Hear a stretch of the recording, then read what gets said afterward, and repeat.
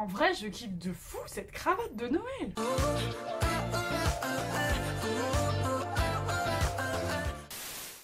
Hello Chingu, c'est Sam du blog samiedrama.fr et là aujourd'hui je vous retrouve pour l'une des vidéos qui m'a été le plus demandée de toute l'histoire de ma chaîne. Et je remercie donc LOLLOL pour me l'avoir une fois de plus demandé. Pour être honnête, ma liste de bias est absolument immense. Je suis énormément de groupes, j'aime énormément d'artistes et j'ai choisi du coup de vous présenter les artistes qui vraiment sont les plus importants entre guillemets dans ma vie et que je suis sur Instagram avec une assiduité non modérée. Le premier dont je vais vous parler aujourd'hui, je pense que ça n'étonnera absolument personne, mais genre absolument personne. Et il s'agit évidemment de Taemin.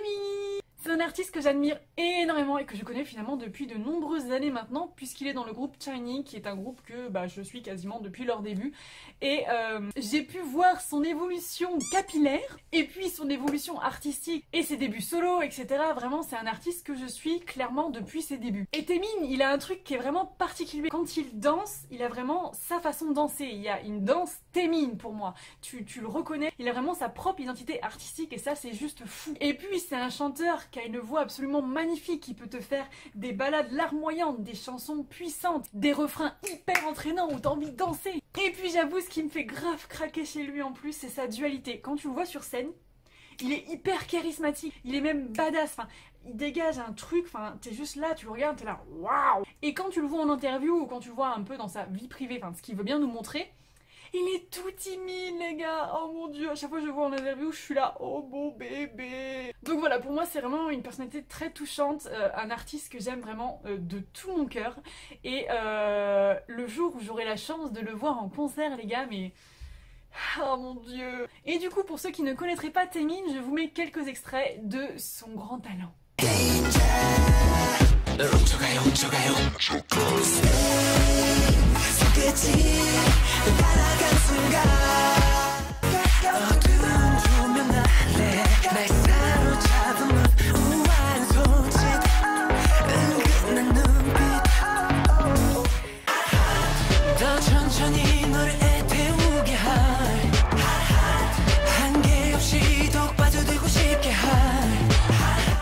Là encore, je ne pense que je vais étonner personne, en tout cas pas les personnes qui me connaissent, en vous citant T.O.P. Oui, l'un des membres de Big Bang. Et si vous avez vu ma vidéo Mes Premiers, vous savez que GD a été mon tout premier bias dans la K-pop. Mais T.O.P. a été le suivant. Parce que oui, je l'ai peut-être pas remarqué tout de suite, mais après, sa voix grave et sensuelle a eu raison de mon cœur.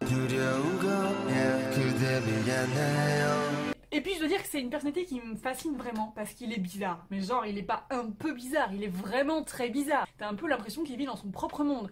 Je le suis sur Instagram et je regarde tous les jours ce qu'il poste en story et ce qu'il poste dans son feed. Mais des fois, tu te demandes s'il va bien. Il a un humour totalement what the fuck. Il te pose des trucs, tu sais même pas pourquoi il te les poste. Il y a peut-être un truc à comprendre derrière, mais moi je le comprends pas. Et ouais, non, c'est un artiste que j'adore justement pour sa folie, pour sa bizarrerie. Et je suis méga triste parce que j'ai l'impression qu'il va pas revenir dans l'industrie du divertissement. Et quand tu le suis sur Insta, il partage beaucoup d'œuvres d'art et ce genre de choses. Donc à mon avis, je sais pas s'il va rechanter. Et c'est trop dommage.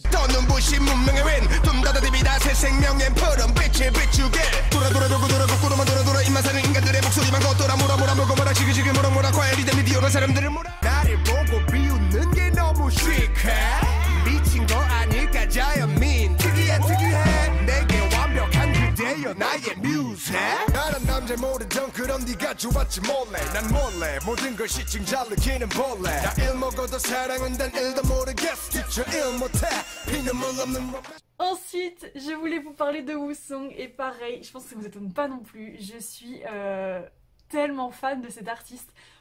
Il faut savoir que ça c'est un crush assez récent parce que je le suivais dans Zeros. Zeros c'est un de mes groupes préférés, vraiment j'adore ce groupe. Et Woo-Sung il m'avait toujours tapé dans l'œil, j'aime le ton de sa voix, j'aime sa manière de chanter. Sauf qu'il a fait ses débuts solo du coup cet été je crois. Alors là je sais pas ce qui s'est passé mais je suis tombée en amour devant cet artiste. Je trouve qu'il dégage quelque chose de très très beau. Quand je le vois sur des lives sur YouTube sur scène, je peux pas m'empêcher d'être hyper émue en fait. Quand il sourit, sa manière de tenir, enfin je sais pas, il est vraiment, mais il dégage quelque chose d'hyper sensible et d'hyper beau qui me touche énormément. Et je vous avoue que quand je l'ai vu arriver sur scène au concert des Zeros, j'ai pleuré les gars, et je pleure rarement en concert, et là pendant Zeros, alors que pourtant c'était la pire pause de toute ma vie, je sais pas si vous avez vu mon vlog, mais là j'ai eu 3 larmes les gars, 3 larmes.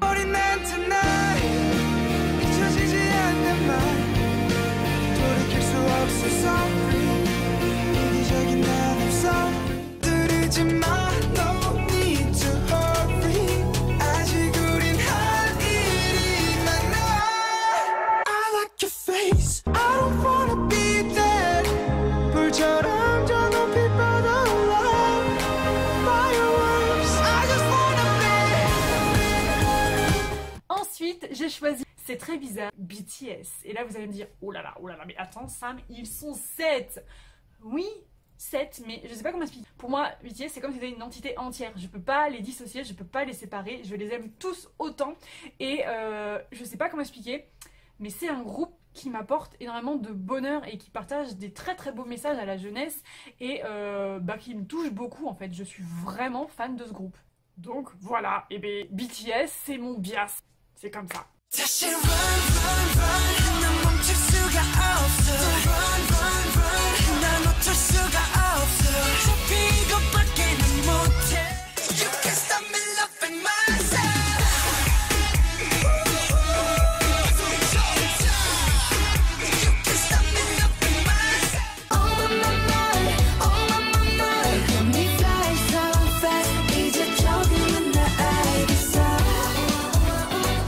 Enfin, le 5e bias que j'ai choisi, Eric Nam. Parce que c'est un artiste que j'aime très très fort. Parce que c'est un artiste que je trouve très talentueux. Et en fait, j'adorais ses chansons, je les écoutais toutes. En général, elles sont toujours tout en haut de mes top K-music. Mais surtout, ce qui a fait le déclic dans ma tête pour que ce soit quelqu'un qui soit important dans ma vie, c'est quand je l'ai vu au Trabendo sur Paris en concert. En plus d'avoir des talents vocaux absolument exceptionnels et de nous proposer des chansons en live absolument magnifiques, il est si drôle et si généreux sur scène, mais vraiment, il pourrait faire des one-man shows le gars, tellement il nous a fait rire pendant tout le concert. Allez voir mon vlog, vraiment, c'est pour moi le meilleur concert de toute mon année 2019. Et pourtant, j'en ai fait beaucoup. Sur scène, il rayonne, il partage de super bonnes ondes, il partage de super belles choses. Et clairement, s'il revient en 2020, mais je me pose même pas la question, j'y vais direct.